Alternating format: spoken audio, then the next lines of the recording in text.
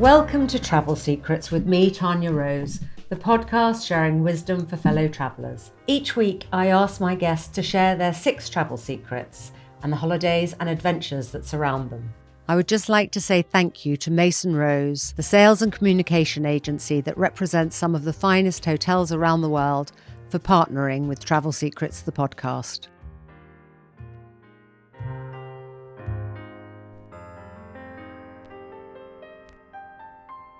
Today, my guest is the gorgeous Jodie Kidd. Oh, hello. Supermodel, race car driver, polo player, TV goodness. personality, skin and tonic investor, Yeah.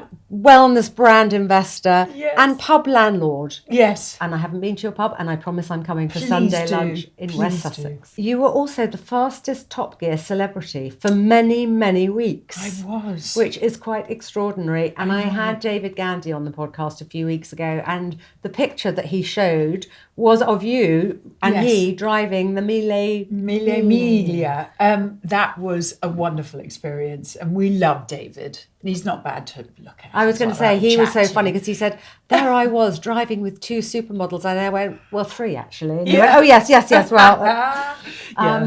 Barbados is very important to you, and I Yes. hope that we'll hear about that and the Holders Festival. Yes. But before we go into your travel secrets, perhaps you can just tell us a bit about yourself and how travel has impacted the person that you've become. Yeah, we're from a pretty international family. Half of my family are Canadian and very well travelled. My grandmother used to always be in a different country the whole time. It was kind of in the era of the 20s and 30s where travel and exploring places were very much part of her kind of life. So my father and my mother and everyone from that moment onwards, travel has just been something that we've always done, whether it's family holidays, whether it's personal adventures around the world. It seems to be that, from that very early age, going and exploring this wonderful planet that we live on was the highest priority, and to learn from different cultures and taste different cuisines and experience different different lives from different parts of the world was huge. My brother lived in Australia. Most of my family are in Barbados. I've got family in Spain. We're big travellers. The world is your oyster. Yes, which I feel really lucky and very, very blessed to have experienced, and then certainly having a family home in the Caribbean and spending most of my school holidays in Barbados was incredibly spoiled and lucky, and I'm so grateful for that. And then when I started modelling at 15, I remember I saw this interview that I did years and years and years ago, and they said, where do you live? And my answer was on a 747. 747. That was 272. That's the road that I live on in Sussex. It's not that. Yeah, on a 747 was literally my answer. I probably flew 3 times a week. Doing shows. Different locations, a lot to New York, Milan and Paris, but we were going off to really far-flung places to do beautiful shoots, from the top of mountains, the top of the Eiger, to the most remotest beaches in Mexico, pretty much, I would have to say, by the time I got to about 20, I'd been to most countries. But did I see them? That was the problem. Did I really see them? Which I didn't. I came in, I landed, I went to a location, I went to backstage to do a catwalk show. I then got back in a car, went back to the airport and left. So there was a huge amount of kind of going. I remember when Indy, my son, found my passport many years ago, my old passport, my blue one. And he was like, oh, Mum, you've been to Japan, or Mum, you've been to Indonesia, you've done all of these. How was it? And I would go, oh, do you know what? I've got to go back. I can't remember really much of it. We didn't see a lot of it. I want to go down to Okinawa. I want to go and see the cherry blossom. I want to go to all the temples and the palaces. And so there's that kind of yearning to actually go and really experience it. Have you seen more through your driving than you did through your modelling? I I definitely have seen more driving. Yeah. I did lots of rallies. So I did something called the Gumball Rally, which was an amazing 5-day, 3,000 miles over 5 or 6 days. And we went from London down to Croatia. We went from New York to LA. We did San Francisco to Miami. We did all through Europe, over Russia. So that's a wonderful way of seeing a country, is from a car. It really is. And especially if you can stop and really experience it. But in the Gumball, didn't really stop that much, and if you did, we were good because you had to get there. Got to get there. You've got to win. You can't pee. You're not allowed to pee until we fill up. That's historical. I mean, you probably are the most adventurous traveller that I've had on the podcast, so I cannot wait to hear your travel secrets. Let's start with the number one destination that you think everyone should go to once in their lifetime. Do you know what? I have to say your questions were the most difficult questions I think I've ever had to face. Yeah. Such simple questions, but trying to come up with the answer. Literally impossible. So I would have to say, I mean, I could have answered in 10 different places for this question. But I just went just before Christmas, to St. Lucia. Okay. And I stayed at Jade Mountain, which is a lovely hotel, and you're overlooking the Pitons. So you're overlooking this incredible, beautiful, volcanic sceneries of mountain tops and craters, and having been brought up in the Caribbean, and Barbados is incredibly flat because it's the only coral island out of the whole volcanic chain of the Caribbean Isles.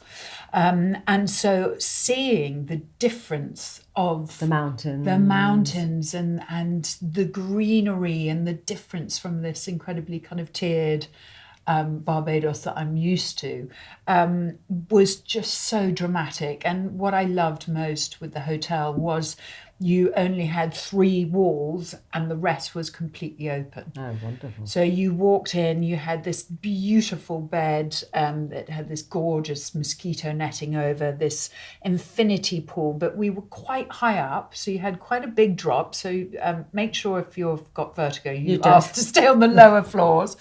But the whole entire front was open to the elements. Oh, how beautiful. So it was extraordinarily stunning, but you didn't have curtains. You didn't have, so you had to go with the times when it got dark. You didn't want to stay up too late, and in the morning you woke up with just the most incredible, amazing scenery of these pitons, literally at the foot of your bed. How beautiful. And I have to say that it really was. I was speechless when I walked in, and that takes a lot to. Well, that's so good to know, because I've heard of Jade Mountain as a hotel, being in the hotel business for so long. I've never been, and I've wanted to go to St. Lucia, and also to see Hotel Chocolat as well, which is that's just around the corner. Yeah, it's not far at all. Which would be really interesting. It was a really amazing week that we had in St. Lucia. I actually thought you would say Barbados. Have you got Barbados as another answer to another question? I'd love you to just tell us a little bit about the home that you have, or your grandmother has, and the Holders Festival, because it's something I've known about all my life, and I've always wanted to go. I don't even know if it happens anymore, but I remember reading and hearing about when Pavarotti performed there. Just tell us a little bit about the Holders Festival and about your home in Barbados. Yes, so my grandmother went over, she suffered from very bad asthma, and her doctor told her that, and she lived in Surrey at the time, and it was very, very clayey, and in the winter she used to suffer from really bad asthma attacks. And he said, look, you should really just go to the sun for the summer. Oh, sorry, for the winter, to get the sun. And so she was actually just having lunch with a friend of hers, and her friend said, look, I'm taking, I think it was a geese boat or something at the time, and I'm going to the Caribbean. And she said, well, I'm going to come with you. And so I think it took them a week to go around Greenland and come down the States, and then to eventually pop over to Barbados. And she just fell in love with the island. It's a really beautiful island. It's the people, I think, make it. The Bajans are just the best, the friendliest, the most gorgeous gorgeous people I mean, my best friends are all from Barbados. And so she just fell in love with it, and she ended up going back a few times, and then eventually bought this kind of rather dilapidated plantation house that was on the west coast, probably in the mid-50s. And she bought about 200 acres of, it was banana plants, or a banana wonderful. plantation, and then which is now, most of it is now Sandy Lane. Oh, yeah. So we were literally just back from Sandy Lane. The last bit of land that my parents sold is now the new Green Monkey course, which is this very, very flash course. I think Tiger Woods golf course that Tiger Woods designed. Cost about $2,000 a round. A round, yeah, exactly. But it is amazing. And so, so my grandmother eventually moved over for 6 months of the year, and that was her place, and it became quite an action-packed island to go to. So it was one of the first islands that you could actually fly Concorde to the Caribbean. Yeah. So all the superstars in the 50s and 60s and 70s, probably not 50s, I don't think Concorde was flying then, but certainly the 60s and 70s and 80s were all flying into Barbados. Some of the most amazing characters. And as a little girl, I remember all these characters around the house, and we always had a very vibrant house, very busy house, lots of parties. It was incredibly fun. And, you know, I remember stories of like Princess Margaret used to come and stay before she went on to Mystique. Yeah. So growing up with all these amazing stories of royalty and superstars and rock stars and everyone coming to stay, and it seems to be that they used to always come to my grandmother's. So unfortunately, when she passed away, not unfortunately, my parents took it over, and they did. They decided to bring something back to the island, and something the island was lacking was, kind of bringing a bit of culture and music and theatre and kind of just doing it like a festival. So they wanted to create like a mini Glyndebourne and bring opera singers in, and then bring jazz festivals, and then do Shakespeare and then bring for a couple of days the whole island would come and watch it, and they would bring all the schools there, and then on the other time they would have all the people from the other islands that would fly in.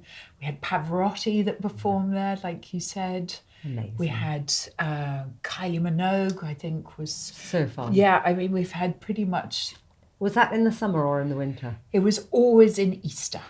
Yeah, and so we did it for about 20 odd years, and then there was a change of government, and they made it a little bit more harder for us to put on and to bring people in, and eventually Mum decided that it was it was too costly to put on. So but what I just remember, 20 years of literally putting out thousands of chairs. That was my job, was I had to go out and put the chairs, especially when Pavarotti came. I think we had, I don't know, about 5,000 people there. And you were the chair girl. I was the chair girl, yeah, which was, very hot and sweaty, but But getting stuck in. Yeah, How but wonderful memories of just giving me knowledge of theatre and music. And how fabulous. And isn't that where you got scouted by Terry O'Neill? Yes, he was there on a holiday with his girlfriend at the time, Lorraine Ashton, who ran IMG Models. And I think I was about 15, and I wanted to follow my dad's footsteps in show jumping, and I wanted to ride horses. I was just transitioning from ponies to horses, and I just got my first young horse to bring on through the grades and then to sell, and that was how I was making my money. And I had a little pony trailer, and it kept on rubbing its tail on the back of the lorry because it was a small trailer. And I didn't have enough money to buy a horse box or a mini horse box. And so Mum said, actually I was with Lorraine, and Lorraine said that I should try modelling, and maybe I could earn some money and I could then eventually buy my lorry. And so I came down to London and had a few pictures, and gosh, within 6 weeks I was in New York and opening and Marc never Jacobs. Back. And it was quite a whirlwind. But then you never did become a show jumper. No, that's one thing I really regret, but I try not to regret. Don't things regret in life anything. And because- also you became a polo player and you still ride and Yes, you do amazing. yes. Driving and lots of other Exactly. fantastic All these things. other doors Exactly. opened. Never look back. So what is your most unexpected travel experience? So my unexpected, I think it was, I was asked to, so I'm a patron for a local children's hospice in Sussex called Chestnut Tree House, and they asked me whether I would take a team of parents that have been recently bereaved of a child, and whether I would mind going and helping fundraise and doing all of this. And they said we would like to take them all to Peru, and we did the Inca Trail. And I don't know what I was expecting, but I have to say that it was one of the most extraordinary trips, not only to take parents that have just gone through possibly the worst experience, or it is the worst experience that you could ever go through, and to go through every step of, I think it's 40 odd kilometres, you're going up to 4,200 metres, and every now and then you'll come over a ridge and you'll just see these extraordinary Inca ruins and I think, even though everyone goes, it's amazing, the Inca Trail, the Inca Trail, but I think it was so unbelievably spiritually, emotionally, just mind-blowing. And I think it was just the accumulation of both of those, the people that we were with, the views. Some of them had never even left England before. Really? So it was a very, very, and we were literally in tents on the side of the mountains and being kind of like the leader of different packs or teams. It was a really extraordinary thing to go through. And Do you think it helped them? Oh God! I mean, we're all in.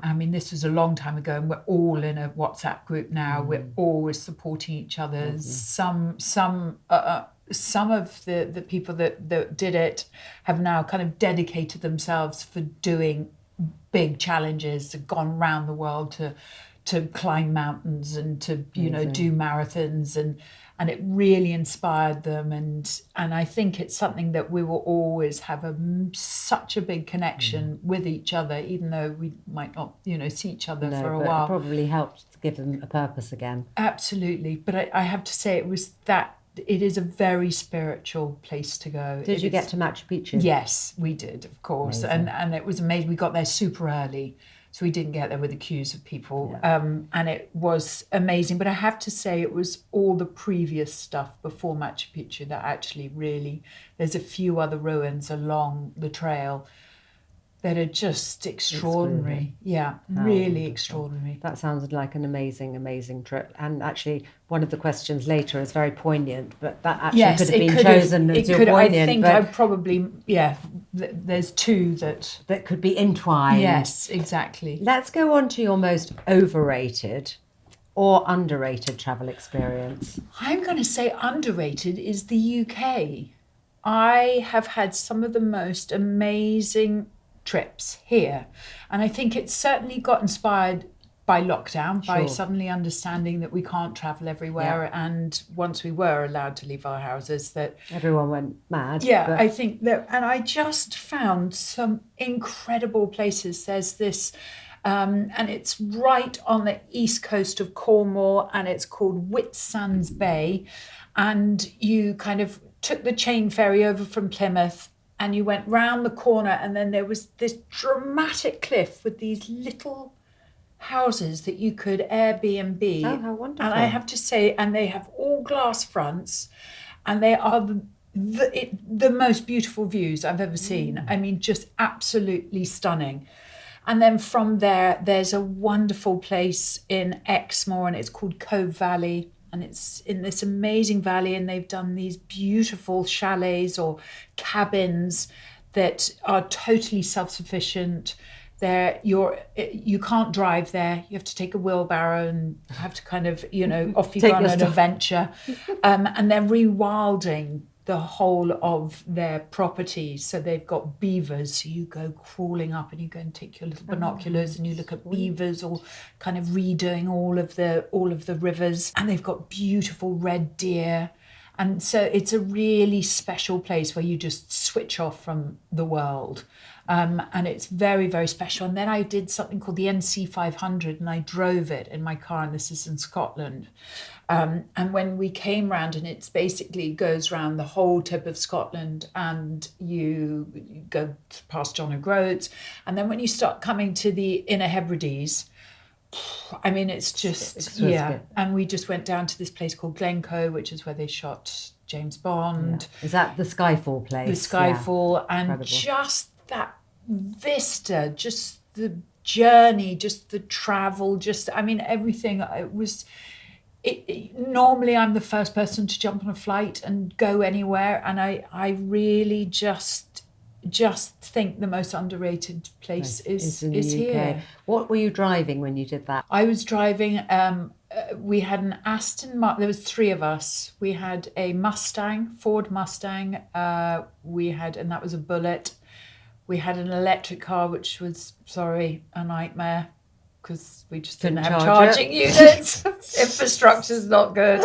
And then we had an Aston Martin. Yeah, and you were in the Aston? Yeah, of course. We all swapped. But how lovely. But lovely, lovely experience. We really have some very special places here. Also, talk about your pub a little bit, because you have the most amazing pub in West Sussex. Oh. So how did that come about, and where is it? And tell us a little bit about it. Yes, the pub. So it was, I have never really had any aspirations to be a landlady.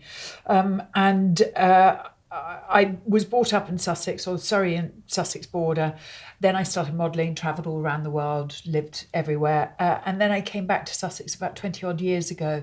I just noticed all of the lovely little pubs that we used to go to as family for Sunday lunch and things like that. They're all turned into houses. Yeah. They're all gone. And so this lovely pub in my village, or just in the next door village, called Kirdford, this gorgeous pub that I had actually been to the day after my 21st to have, because they did very good Bloody Marys. And it was closed, and developers were sniffing around wanting to turn it into a house. And I went, no, we have to get it. And so I managed to persuade two friends of mine that were kind of car fans. They weren't ever in the hospitality industry, nor like myself. And we all just fell in love with the property. It's a quintessential 16th century Sussex, gorgeous inglenook fireplaces, stunning beams, property. And we said, right, let's get it. And they said, right, we'll fund it, and you do the rest. And I was like, where'd you get a keg of beer? I was like, do I go to Sainsbury's? To Tesco's? I was like, what the hell am I doing? And so it was a mega uphill learning journey. But we are now just retained for the 7th year running our 2 rosettes. Oh, wow. So we're foodie enough to be destination, but not too destination that we're not alienating our locals. Yeah. We are just, I've got the best team. I'm just so proud of everyone. We've gone through Brexit, and we've gone through pandemics, and we're going through cost of living. Yeah. And we're keeping our doors open still. So I'm so proud of them. Remind us of its name. It's called the Half Moon in Kirdford. And it's a beautiful, beautiful village in Sussex at the foot of the South Downs. And it's, just outside of Petworth. Anyone listening, yes, if you want to go somewhere for good pub grub, I highly recommend it. Best Sunday roast. Best Sunday roast. That takes us wonderfully into food and drink. Obviously, food and drink is massively important for travel. Yes. What do you like eating? Where do you like eating? Where's your best meal? What's your drink? Let's just talk about food and drink. I have to say my favourite, yes, I've done all the wonderful Michelins and everything like that around the world, but I love India. I love Indian cuisine. And a recent trip that I did to Udaipur, and I stayed at the Oberoi in the Uday Villas. Beautiful. Yes, and I have to say that the whole experience, not only the hotel, but Udaipur, the food, it was just so beautiful, and the flavours, and it just if I could have it for breakfast, lunch, and dinner, Indian food, I would. I just live every day on cumins and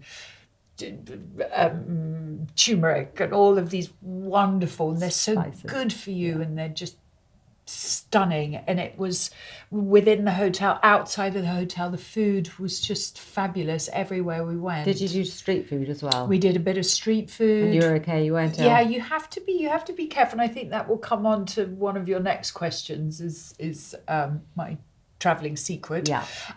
But yeah, as long as you're clever and you think about it and you're just wary, I was absolutely fine there. I had Miranda Richardson, the actress, Yes. on the podcast last week. Yes. And her travel secret was when she was in India or Sri Lanka, I think it might have been, that she had curry for breakfast, lunch and dinner. She Yes. said, don't have the Western food No. because it's so good for you. Yes. You don't have to have much, but actually that is her top travel tip. Yeah, So, that's a good one. yeah, That's a it is very good one. And it's true. And what about in England?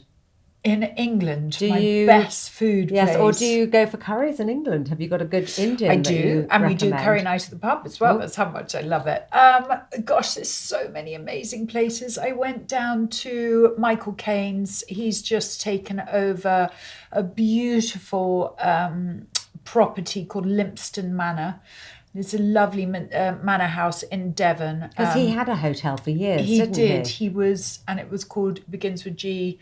Gidley Park? Gidley, exactly. So he was Gidley, and then he's just got Lympstone. Well, he's just got it. And I went down there and we stayed, and he's got these lovely little cabins that you can have outdoor baths. Oh, lovely. And, they're like the shepherd's huts. Yes. And then you can go up and you just have the most amazing Michelin star dinner, and it was the first time I took Indy, very lucky boy, to have his first Michelin meal there. How old is he? He was 13. Oh, what a treat. And we did the 9-course. Oh my goodness. I did the wine with the wine Wine pairing. He didn't, but oh my God, it was just wonderful. But it's so difficult to say which is the best. I think it's just what you like, isn't it? And Yeah. for me, I love pub grub. So, Yes. Sunday roast in a wonderful pub is just wonderful. Yes, I think I get so spoilt because our roasts are just So good. so fabulous. They're actually really spoiling yourself and going off, and especially doing it as a family as well. Yeah. To take your little person to experience that. And I thought he was going to be going, oh, And he loved ate it. every single Good course. boy. Just loved it. Fantastic. And just taking someone so young through that relationship with Experience. food, which I didn't have. I just used food as a model. I just kind of had a lettuce leaf, and then I just used food when I was doing all my sports just as fuel. Fuel, yeah. And just a massive bowl of pasta, and off I went, and could climb Play mountains and polo. everything, play polo, do all the things I needed to do. And then I did MasterChef. I did Oh, did Celebrity you? MasterChef. Oh, wow. And How did you get on? I got to the final. Did you? Yes. Well done. And it totally changed my mind about the textures and flavors and the depth of food and the journey of food can take you on. And I was like, why has it taken me so long to understand, that it's a real journey of, every time you sit down and have a meal at somewhere like a Michelin star restaurant, that it really is. It's just, there's so much to it. And it's theatre as well, isn't it? I It's had John theatre. Tharode actually on Yes. the podcast, who obviously is the presenter of MasterChef. Yeah. And I said to him, I would watch it avidly, I love it, Yeah. but it stresses me. Yes, It literally, really. that, 2 minutes, I think, oh my God, don't, it's so exhausting. don't. To So get to the fabulous. final, congratulations, well done. But that's why I got the part. Yes. That was where I was like, I love this. I love this. I want it. And there's something about when the first check goes off and everyone goes, whoa, and they're, and you're on the pass, and it's like, and I just, So exciting. it's so exciting. Well, I'm definitely coming to visit. You have Yes. sold it to me, and all of our listeners as well. What is your top travel secret or tip? So mine would be to be prepared. So, whether I'm climbing Kilimanjaro or whether I'm riding my bike across Burma or whether I'm doing a beach holiday or I'm traveling around India, just be prepared. Take the right clothes, because, you know, especially in India, you could go to Mumbai or you could go to Delhi and you could, you know, travel and go somewhere, go into a village that, you know, you could wear whatever you want. In Delhi, it's quite Western, but actually you would then go into a village, or you go off the beaten track, and you have to make sure that you're being respectful exactly to the different countries. I think that's really important. You don't want to turn up with great, you know, your arse kind of hanging out in flip-flops. I'm always incredibly respectful for where I go and the traditions, and learning and listening, but also taking the right medicine, taking the right plasters, taking, you know, if you're climbing mountains, take altitude tablets, take, you know, so my medical packs are quite big, most of the stuff I never have to use, but you're antibiotics, but I'm seriously prepared, because sometimes when you're, especially off the beaten track, you know, it's quite difficult to get doctors. It's quite, you know, and you just, so I always go to my doctor. I always go, I'm traveling to India. Can I get some broadband antibiotics? Can I get, you know, antibiotic cream? Can I get every blocker upper, every stopper upper, every inner and outer, whatever you need? Just get everything. Travel with expecting the worst. I mean, you are hilarious. When I say, what is your travel tip? You say, well, when I'm riding my bike around or over across Burma. That's hysterical. Yeah, what did you do there? That was another charity, and I basically rode the entire length of the railroad that we built that went through Hellfire Pass and all up. So we started in Thailand, and then we ended up in Burma, and the capital, which I've also forgotten, it's not Rangoon anymore, they've changed it. And you're on a push bike? I'm in a push bike in 50-degree heat. And sleeping on the side of the road and doing things like that, which was quite extraordinary experience. You are so adventurous. And how wonderful that you do this for all these charities. What was that charity for? That was Help for Heroes. Yeah, so I normally kind of try and do something every year to raise money, because I feel very lucky and very blessed for the life that I've been given, and I feel that I must try and do something. And it's also, I mean, who gets the opportunity to kind of go to a charity and say, right, I've got this idea, let's go and do this. And they go, right, how much money can you raise? And I'll go, right, and phone up all my friends. They're like, oh, for God's sake, what are you doing now? And I'm like, it's wonderful. Give me $5,000 or something, because it's important, I think. It's so important. And when you do the Mille, that's not a charitable thing. That's a race car racing. That's an actual race, yeah, exactly. So how many times have you done that? I've done that 4 times now. Have you? Yes. So did you just do it once with David? Once with Yasmin? David, then I did it 3 times with Jaguar, and then I did it once with BMW.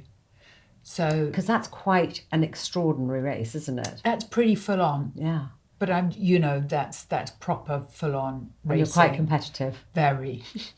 You want to get there. Yes. No, actually, when I interviewed Luke Evans, he was hilarious because he did it, and his car blew up outside Rome. Yes. So he never got to do it. So he just spent 4 days in Rome. Yeah, lovely. Rome's he would have done a majority of it. Oh, really? Yeah, but good time to blow up. Exactly. Just hitchhike into Rome. Yeah, exactly. So what is your most poignant travel experience? It was actually part of a TV show that I was doing, and it was called I Believe in Miracles. And I was trying to find out what a miracle was, whether it was an act of God, whether it was something scientifically going on in our body. The moment you get told something, the moment you go, I'm not going to allow that to happen, and I'm going to go to the mountains and find, seek John of God, and suddenly people can cure cancer or things happen. What is that thing? So I ended up going to Nepal to meet quite a few shamans. Oh, how interesting. And it was, we went right up into the foothills of the Himalayas and sacrificed chicken and kind of slept on the side of a mountain. And there was another shaman, there was the egg shaman. He had to go and take all these eggs, and they opened up the eggs and read them. And then we went to this, I think it's called Poignant monastery that's just outside of Kathmandu. And it was a monastery that was right up on top of this cliff and was up there with the with the Buddhist monks and went through meditation with them. And it was just the most extraordinary, not only to be in the shadow of the Himalayas and this mountain range that is just so extraordinary, powerful, like unbelievable, but then to be around these people, unbelievable people that you know, that were finding things out about myself that I didn't even know, that I then later on in years gone by found out that, you know, that there is some extraordinary thing that these people we don't know or understand. Did you come to a conclusion about what a miracle was? Love. It all came down to love. But it was an extraordinary journey that took over months and months and months. Did it? Yes, yeah. How long were you away? I was, Nepal was only about 10 days, I think. But we went all round. We went to, we did a lot. How extraordinary. A lot. And it was kind of following a story of this amazing guy called Rupert Isaacson, who wrote this book called The Horse Boy. Oh. And he had a very severely autistic son, lived in the US, and his son couldn't basically leave the room. You know, he couldn't drink, he couldn't, you know, go to the loo. You had to like tell him, and he didn't communicate, and very, very severely autistic. And Rupert decided that he wanted to go and seek. They had tried every single Western medicine to try and help, and he decided that he was going to just try and find one of the most strongest but notoriously difficult to find shaman called Ghost, and he is from the reindeer tribe in Mongolia. And so he went on this journey with Rowan, his son, and they basically got on a horse and they went into Mongolia to track the reindeer shaman down. It's the most extraordinary book. Did it cure him? He eventually found Ghost, and there was some remarkable changes that happened. Amazing. And so I must read that book, Horse Boy. Yeah, it's called The Horse Boy. Oh, that sounds amazing. Rupert Isaacson. And so I read this book, and I was so inspired by that and by him. So he was a big part of the show as well. Finally, I asked you to bring a photograph or some photographs. Yes. That sum up travel. Yes. And just talk us through the photograph and what it means to you. Yes. Well, I bought a number because it's so difficult. I've got, from each of my different travels that I've talked about, I've got a different image. Fantastic. That so please send those to me. But I suppose the most for me, and you said in your question, you know, what really sums up a holiday. And so I've got just a very simple, lovely picture of me, Joe and Indy. And it's just what you can read on our faces, you know, the happiness, the just complete love and family and adventure, all of that. But I've got a number of different ones, from, you know, the famous 4,200 meters of Peru. That wasn't so nice because I'm not great at altitude. I've got a picture up there that I'll send you. Probably got another one of Kilimanjaro as well, which I absolutely did not like. I could not get off that mountain quick enough. Oh, really? Yeah. Was it hard? I did. I think because I'm 6'2" anyway. Yes. I mean, it makes all that difference. Absolutely. But also that whole altitude thing is really difficult. It's all down to a gene, isn't it? It's very hard. I went to Dunton Hot Springs in Colorado, which took me like 3 days to get to. It's absolutely gorgeous. I know. And when I met the owners for dinner that night, having travelled for 2 days to get there, I sat there and suddenly I just went, boom, fainted. Yeah. I was so embarrassed. I thought they're going to think I'm pissed because I've had a glass of wine. And they were like, oh, no, don't worry, it happens all the time. Altitude. Yeah, altitude sickness. Yeah, it's unbelievable. Yeah, and that's not even that high compared with the places that you've been to. Yeah, it really gets you. Yeah, it does. And as you say, you're 6 foot something. 6'2", and by the time the poor heart's trying to get blood to my toes, to my brain, it just doesn't discombobulated. So thank you for sending those photos. And finally, what's next for you travel-wise, but also what's next for you work-wise? Are you still modelling? Are you driving? What's going on? Yes, well, I've got my lovely car show called Kid in a Sweet Shop, which I love, which just allows me to go and interview people that love cars, have the best car collection, that design the best cars, or I do drive some beautiful cars or do some rallies. So that's great. That's a real love of mine. I've obviously got the pub, which is great. It's just ticking along lovely. I've got this lovely company called Maneva, which is a sustainable organic clothing company. Yes, that's exciting. Yeah, so I do lots. It's very simple kind of leisure wear, so hoodies, trackies, tees, but we're just starting to go on to more of a bigger collection, but it's totally sustainable. We only use organic dyes, everything, because I think fashion is such a polluter. Are they made in the UK? No, they're made? not. We're just swapping from Turkey to Egypt now. Right. But the factories that we use are all solar powered. Workers' rights are amazing. We've been to the factories all the time. They're most happiest lovely people. Yeah, it's all just tick, tick, tick the right boxes, and not polluting. Where's your next trip? Gosh, actually, I don't think January and February. I'm not sure. Probably this is coming out a bit later, but they're normally the most quietest for me. I've got some filming of Kid in a Sweet Shop coming up soon, but it's so grey and so miserable. I don't want to be taking £50 million Ferraris out and drive. Not that I'm always taking £50 million Ferraris out and drive. Sometimes they're a lot less. But also, I love your truck that you drove up to the Peninsula Hotel in London. My big it's fantastic. Truck. Yes, my big Ford Raptor. Yeah, that is because where I live in Sussex, it's getting Indy to school, who lives basically up a hill that is very, very difficult to get to. And a lot of the time we've got such bad weather, we flood a lot. Yes, so you need that. Need something that can actually get over these winter issues that we seem to have. Are you going back to Barbados? Yes, I will be, normally in Easter, but I'm not quite sure what's happening. It's kind of, when you're in the world that I live in, it's literally you've got a grab bag and you just think about what's happening tomorrow, whether it's a fashion shoot, whether it's a new TV show, whether it's, suddenly someone's dropped something and you've got to go. Are you still modelling? I'm doing a little bit. So end of last year, I did something for Burberry, which was lovely. And I think it's London Fashion Week coming up. So I kind of dip my toe in a little bit. But I've got so many things that are just bubbling that that I need to spin. Because I've also got a food company. Yeah, it's like a lot, but it's great. Well, it's exciting. And honestly, as I said at the beginning, you are probably the most adventurous person that we have had on this podcast. So it has been a joy and a delight to go around the world with you and to hear all of your amazing travel tales. Thank you so much, Jodie. Thank you for having me. Thank you.